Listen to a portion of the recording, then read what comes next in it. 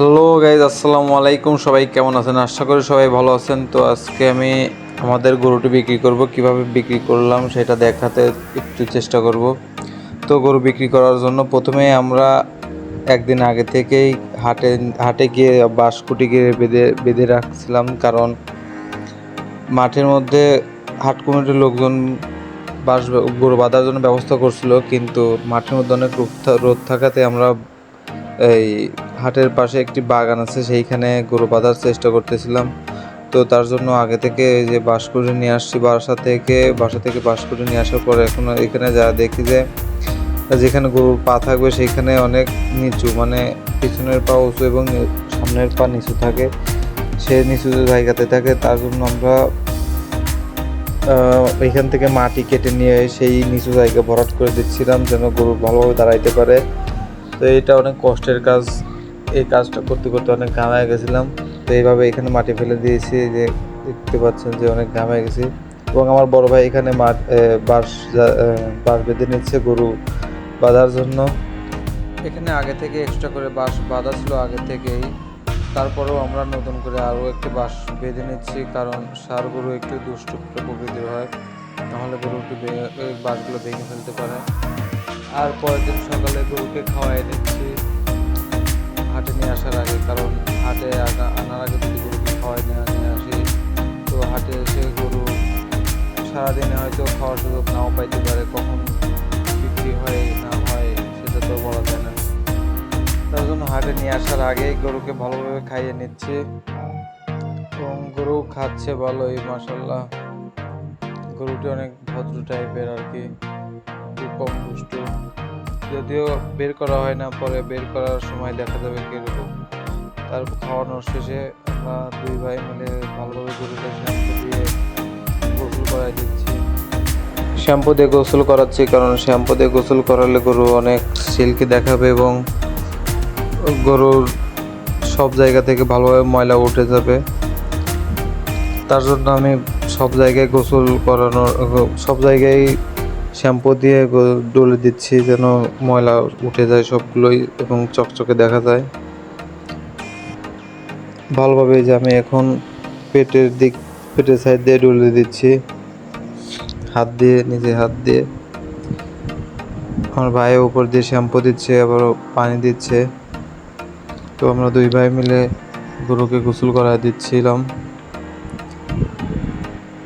তো এভাবে গোসল শেষ করে ভালোভাবে পানি দিয়ে আবার ধুয়ে দিচ্ছিলাম, যেন সব শ্যাম্পুর ফেনা উঠে যায়। তো দেখুন এবার গরু বাইর করার পরে গরু দেখতেছি সেই বিশাল জোরে একটি দৌড় দিয়েছে, কারণ অনেক দিনও গরুকে বাইরে বের করা হয় না, তো বাইরে বের করেই লাফালাফি শুরু করে দিয়েছিল। পরে একটু পরেই ঠিক শান্ত হয়ে যায় এবং ভালোভাবেই হাটের দিকে রওনা দিয়েছি আমরা। হাট বাড়ির পাশে তো হয়, আমরা সবাই হেঁটেই যাচ্ছিলাম। তো হাটে আনার পরেই দেখি হাটে অনেক গরম, তাই গরু যাতে হিট স্ট্রোক না করে তার জন্য আমরা দুই ভাই মিলে বাতাস দিয়ে দিচ্ছিলাম, যেন একটু গরম কম লাগে। এই যে আমি বাতাস দিচ্ছি।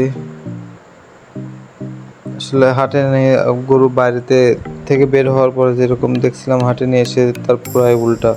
হাটে নিয়ে আসার পর গরু একদম ভদ্র হয়ে গেছে, কারণ হাটে নিয়ে আসার পরে অনেকগুলো গরু দেখে গরু নিজেই হতাশ হয়ে গেছে, যে বারে বাহ, এখানে তো দেখতেছি আমার থেকেও অনেক দাদা ভাইরা আছে,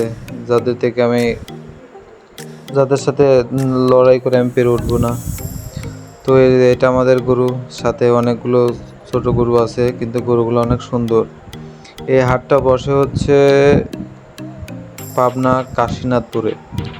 পাবনা বেড়া কাশীনাথপুরের সেই বিখ্যাত বড় হাট।